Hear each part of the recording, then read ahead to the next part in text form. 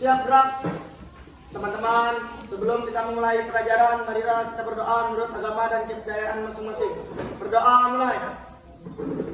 Berdoa selesai. Oke ya, sebelum kita mulai pelajaran, mau periksa dulu di bawah bangkunya, di bawah kursinya, sudah bersih atau belum? Sudah ya? Sudah sahabat belajar hari ini? Sudah. Absen dulu ya. Cindy, Dinda, Dwi Agustina, Haini, Juan, Levi, Maulana, Rita, Mariko, Neha. Sekarang kita akan belajar tentang proses penyusunan peraturan perundang-undangan di Indonesia. Kalian sudah bawa buku tulis semua yang ada tulisnya? Sudah, Bu. Paketnya sudah? Sudah. Sudah, silakan naiknya ke atas mejanya semua. Apa yang telah kalian lakukan terhadap Indonesia tentang menaati peraturan? Baik, Bu. Apa Cindy? Menaati peraturan sekolah seperti masuk kelas tepat waktu dan tidak membawa HP ke sekolah. Oke, salah satu contoh kecilnya saja menaati peraturan sekolah, tidak membawa HP ke sekolah. Itu contohnya. Apa lagi? Sebut. Oke, duluan. Tidak menerobos lampu merah, Bu, dan menggunakan helm saat membawa motor. Oke, tidak menerobos lampu merah dan menggunakan helm. Tapi kalau semua kalian sudah bisa bawa motor atau belum? Belum. Belum, ya kenapa? Karena belum memiliki SIM. Apa lagi kan? Tidak boleh tawuran, Bu. Tidak boleh. Ini masih anak SMP, tidak usah program-program laki-laki ya, Mas ya. Oke, itu adalah beberapa wujud kalian telah menaati tata tertib, ya, telah menaati peraturan yang telah dibuat. Ngerti ya? Kalau tidak ada tata tertib, maka kehidupan kita akan apa? Akan kacau, akan kacau dan tidak beraturan. Makanya itu perlu adanya peraturan dibuat oleh pemerintah. Sampai sini mengerti? Mengerti. Ada yang ditanyakan? Sudah. Dadah. Oke, di sini kompetensi dasar yang akan kalian capai adalah bagaimana kalian bisa memahami tata urutan peraturan perundang-undangan yang ada di Indonesia. Ya, kita akan menggunakan problem based learning. Di mana kalian nanti akan dibentukkan kelompoknya ada 5 sampai 6 orang ya. Kemudian diberikan kalian satu peraturan Kabupaten Sumbawa, kalian analisis baik-baiknya. Di sana bagaimana masalah yang terjadi, kemudian bagaimana solusi masalahnya dan bagaimana cara mencegah masalahnya. Oke ya? Kalian sudah nonton nggak video yang di-share kemarin? Sudah. Apa isinya? Siapa yang tahu? Saya tahu. Apa isinya lagi? Tentang proses penyusunan peraturan perundang-undangan dari urutan yang paling tinggi sampai terendah. Oke, tentang urutan kata peraturan perundang-undangan dari yang tertinggi sampai yang terendah. Yang tertinggi itu adalah Undang-Undang Dasar 1945, ya. Yang terendah adalah namanya peraturan daerah. Contohnya nanti ada peraturan daerah Kabupaten Sumbawa. Itu nanti akan dijadikan tugasnya. Siapa lagi yang bisa? Apa soalnya? Mekanisme tidak menentukan undang-undang sesuai dengan pasal yang ada. Oke, mekanismenya ya, bagaimana cara membuat undang-undang sesuai dengan pasal yang ada. Kemudian siapa lagi? Saya, Bu. Apa Mifta? Tentang proses penyusunan peraturan perundang-undangan menjadi gambaran untuk membuat tata tertib yang seperti tata tertib sekolah. Oke, di sini kita bisa ada gambaran bagaimana cara orang-orang di sekolah, para pihak sekolah itu membuat tata tertib sekolahnya. Sekarang coba perhatikan gambar yang ada di depan. Coba lihat, ini ada perbedaannya yang berwarna dan tidak berwarna. Sambil dilihat bagaimana perbedaannya. Ada di buku paketnya juga. Ya, di buku paketnya juga ada. Siapa yang tahu apa perbedaan dari kedua gambar yang dibutuhkan ini? Saya, Bu. Apa Mifta? Kalau yang berwarna itu perubahan undang-undang dasar, terus kalau yang berwarna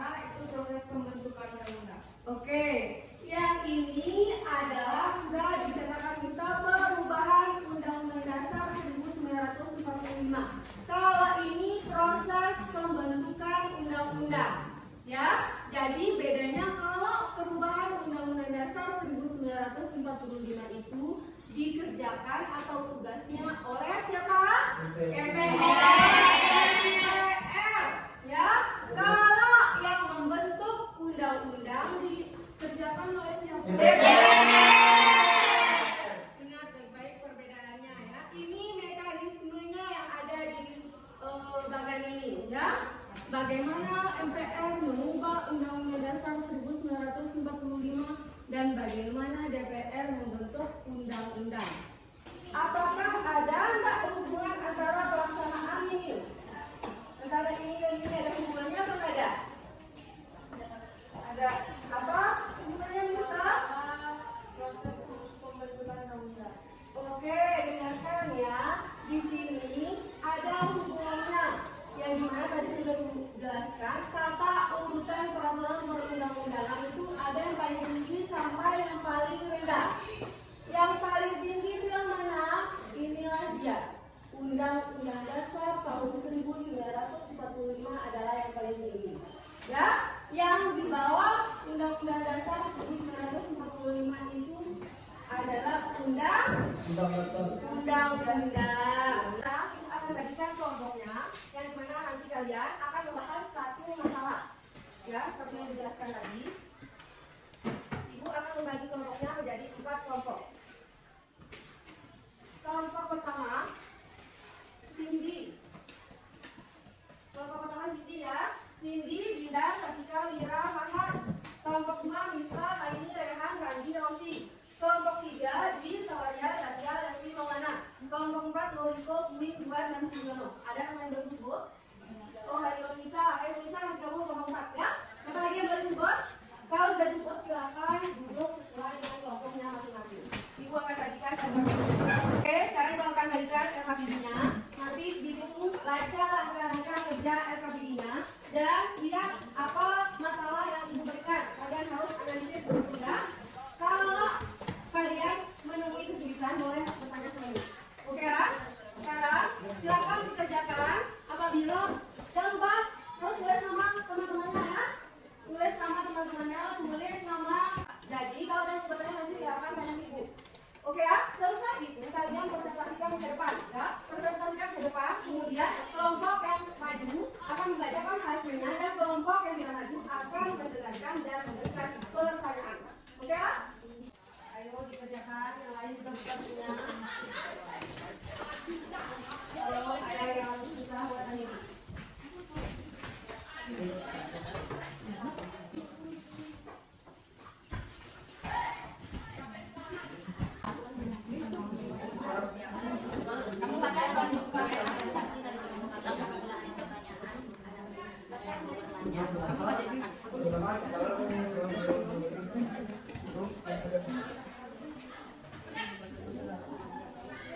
Kami dari kelompok 4 akan membaca hasil diskusi kami.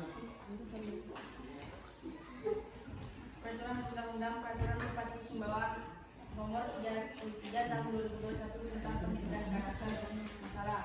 Mulai lemahnya semangat generasi penerus bangsa dalam melaksanakan nilai-nilai Pancasila dan Undang-Undang Dasar 1945. Berkembangnya perilaku penyimpang di kalangan muda seperti rendahnya sikap toleransi, dengan sering tawuran, minuman alkohol, sampai konsumsi narkoba. Lemahnya semangat juang dan munculnya berbagai masalah karakter tersebut ada dasarnya melakukan tercapainya cita-cita nasional. Perilaku penyimpang dan di kalangan muda dalam merusak masa depan pemuda itu sendiri. Solusi masalah agar karakter generasi penerus bangsa tidak semakin rusak dan melemah, maka dibutuhkan perhatian khusus dari semua kalangan, sehingga pemerintah Kabupaten Sumbawa mengeluarkan peraturan daerah tentang pendidikan karakter yang bertujuan untuk mengembangkan kemampuan dan membentuk karakter peserta didik. Masing-masing sekolah diminta untuk menyusun rencana aksi dalam mengembangkan karakter peserta didik. Kemudian pihak sekolah juga melakukan sosialisasi bahwa pendidikan karakter itu penting dalam kehidupan.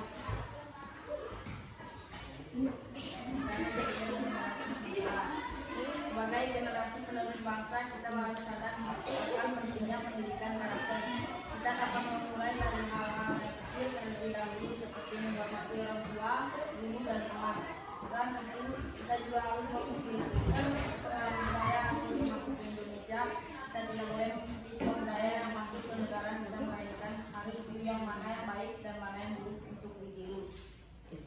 Sekian presentasi dari kelompok kami. Apabila ada yang mau bertanya, kami silakan. Saya. Ayo, apa yang menyebabkan karakter generasi penerus bangsa lemah? Yang menyebabkan karakter generasi penerus bangsa lemah karena mereka mudah mengikuti pengaruh dari budaya luar. Selain itu, mereka belum bisa memilih mana yang baik dan mana yang buruk. Oke ya, sudah tidak ada yang bertanya lagi? Sudah. Oke, kalau sudah tidak ada, silakan. Tepuk tangan buat teman-teman.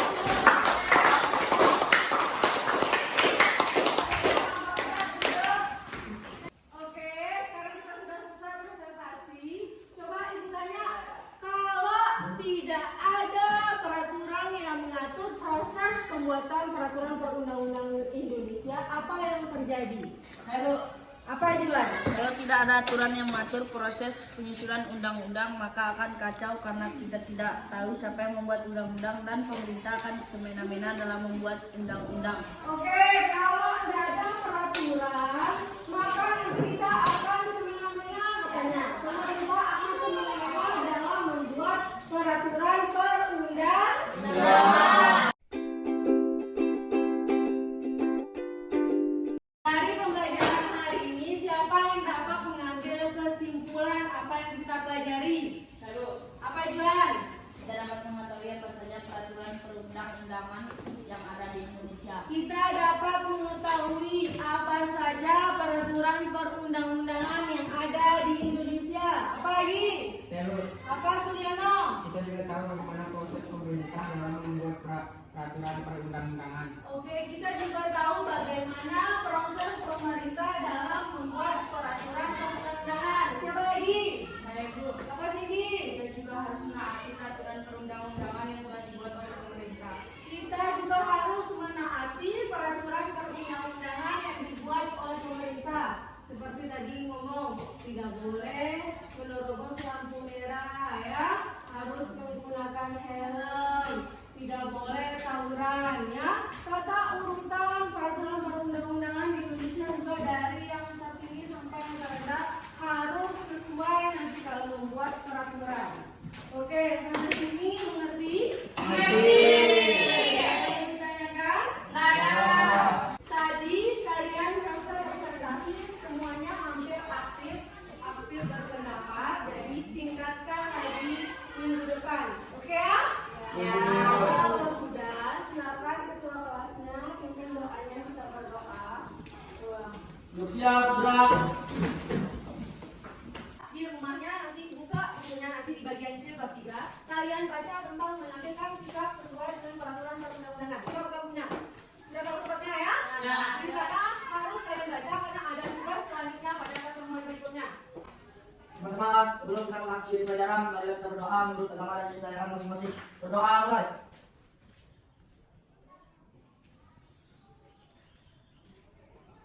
Berdoa selesai. Siap, siap. Mari guru bersalam.